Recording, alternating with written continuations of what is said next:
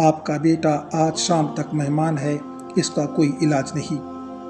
Doctor کی یہ الفاظ سن کر مولانا رو پڑے اور اپنے اکلوتے بیٹے زین العابدین کو گھر لے آئے۔ گھر پہنچے ہی تی کے دروازے پر دستک ہوئی۔ مولانا دروازے پر گئے، باہر ایک بوڑھے شخص کو کھڑے پایا۔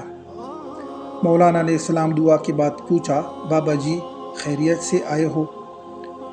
وہ بوڑھا کہنے لگا، خیریت سے کہاں آیا ہوں، ہمارے علاقے میں ایک قادیانی آیا ہوا ہے، وہ لوگوں کو گمراہ کر رہا ہے۔ پوری امت گمراہ ہو رہی ہے اور آپ گھر سے ہی نہیں نکل رہے۔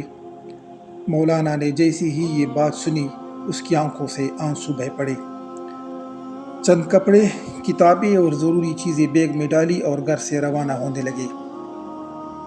بیوی نے دامن پکڑ لیا اور کہنے لگی، مولانا آخری لمحات پہ اپنے نوجوان بیٹے کو اس حالت میں چھوڑ کر جا رہے ہو؟ مولانا نے آسمان کی طرف نظریں اٹھائی اور کوئی جواب نہ دے سکے تو جا بلب بیٹے نے کہا، ابا جان میں آج کا مہمان ہوں، چند لمحے تو انتظار کر لیجئے، میری روح نکل رہی ہے، مجھے اس حال میں چھوڑ کر کہاں جا رہے ہو؟ مولانا نے اپنے نوجوان بیٹے کو بوسہ دیا، رونے لگے اور فرمایا، اے بیٹے، بات یہ ہے کہ میں محمد مصطفیٰ صلی اللہ علیہ وآلہ وسلم کے دین کی خاطر جا رہا ہوں۔ کل قیامت کے دن حوض کوثر پر ہماری تمہاری ملاقات ہوگی۔ یہ فرمایا اور گھر سے روانہ ہو گئے۔ اڈے پر پہنچے، ابھی بس میں ہی بیٹھے ہی تھے کہ چند لوگ دوڑے آئے اور کہنے لگے، مولانا آپ کا بیٹا فوت ہو گیا ہے، اب رک جائیں اور اس کا جنازہ پڑھاتے جائیں۔ مولانا نے روتی ہوئی آنکھوں سے مگر مضبوط لہجے میں فرمایا، جنازہ پڑھانا فرض کفایہ ہے اور امت محمدیہ کو گمراہی سے بچانا فرض عین ہے۔ فرض عین کو چھوڑ کر فرض کفایہ کی طرف نہیں جا سکتا۔ آپ لوگ میرے بیٹے کا جنازہ پڑھائے اور اس کو دفن کر دے۔ مولانا وہاں سے روانہ ہو گئے۔ اس علاقے میں پہنچے، اللہ تعالیٰ نے کامیابی عطا کی۔ وہ قادیانی اللہ جالندری شکست کھا کر بھاگ گیا۔ 3 دن کے بعد مولانا گھر واپس پہنچے۔ بیوی قدموں میں گر گئی اور رو رو کر کہنے لگی، مولانا جب آپ جا رہے تھے تو بیٹا آپ کی راہ تک رہا تھا اور کہہ رہا تھا جب ابا جان واپس آئے تو انہیں میرا سلام عرض کر دینا۔ مولانا نے جب یہ سنا تو فوراً اپنے بیٹے کی قبر پر گئے اور دعا مانگنے لگے، اے اللہ ختم نبوت کے وسیلے سے میرے بیٹے کی قبر کو جنت کا باغ بنا دے۔ مولانا دعا مانگ کر گھر واپس آئے تو رات بیٹے کو خواب میں دیکھا۔ بیٹے نے اپنے ابا سے ملاقات کی اور کہا کہ رب محمد صلی اللہ علیہ وآلہ وسلم کی قسم، ختم نبوت کے وسیلے سے اللہ تعالیٰ نے میری قبر کو جنت کا باغ بنا دیا ہے۔ ختم نبوت کے اس مجاہد کو دنیا حضرت مولانا غلام غوث ہزاروی رحمۃ اللہ علیہ کے نام سے جانتی ہے۔ غلام غوث ہزاروی سابق ناظم اعلیٰ مجلس احرار پاکستان تھے۔ آپ 1896 میں بفا تحصیل مانسہرہ ہزارہ ڈویژن میں پیدا ہوئے۔ آپ کے والد کا نام حکیم سید گل صاحب تھا۔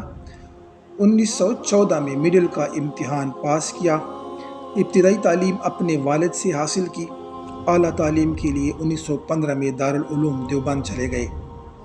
وہاں پر حضرت شیخ الہند مولانا محمود حسن رحمۃ اللہ علیہ، علامہ انور شاہ کشمیری رحمۃ اللہ علیہ، علامہ شبیر احمد عثمانی، مولانا رسول خان ہزاروی اور مولانا محمد ابراہیم بلیادی رحمۃ اللہ علیہ سے سبق پڑھا۔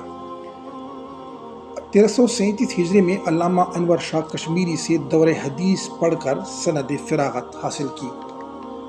تعلیم حاصل کرنے کے بعد دارالعلوم دیوبند میں بطور معین المدرس کام کرنے لگے۔ آپ کی تصانیف میں اسلام میں غلامی، مسلمہ اصول جنگ اور جواب محضر نامہ شامل ہے۔ آپ علامہ مشرقی اور ابو الاعلیٰ مودودی کے مخالف تھے۔ 4 فروری سن 1981 کو 84 یا 85 سال کی عمر میں انتقال کر گئے۔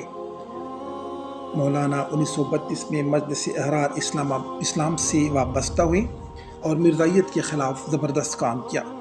1940 میں تحریک آزادی میں نمایاں کام کیا، کئی سال قید و بند کی صحبتیں برداشت کی۔ 1953 کی ختم نبوت میں بھرپور حصہ لیا۔ 1956 میں جمعیت علماء اسلام کے ناظم اعلیٰ مقرر ہوئے۔ 1958 میں ایوب خان کے مارشل لا اور 1962 میں آئلی قوانین کے خلاف ڈٹ گئے۔ 1970 میں آپ قومی اسمبلی کے ممبر منتخب ہو گئے۔ کچھ اور مجھے بخش محمد کی غلامی، کچھ اور مجھے بخش محمد کی غلامی، کچھ اور میری قدر بڑھا دے میرے مولا۔ تبارک و تعالیٰ سے دعا ہے اللہ تعالیٰ غلام غوث ہزاروی رحمۃ اللہ علیہ کی روح پاک کو ہم سے خوش فرمائیں۔ اللہ تعالیٰ ہماری اس ویڈیو کو ہمارے لیے وسیلہ مغفرت بنائے۔ اسلام زندہ باد، پاکستان زندہ باد۔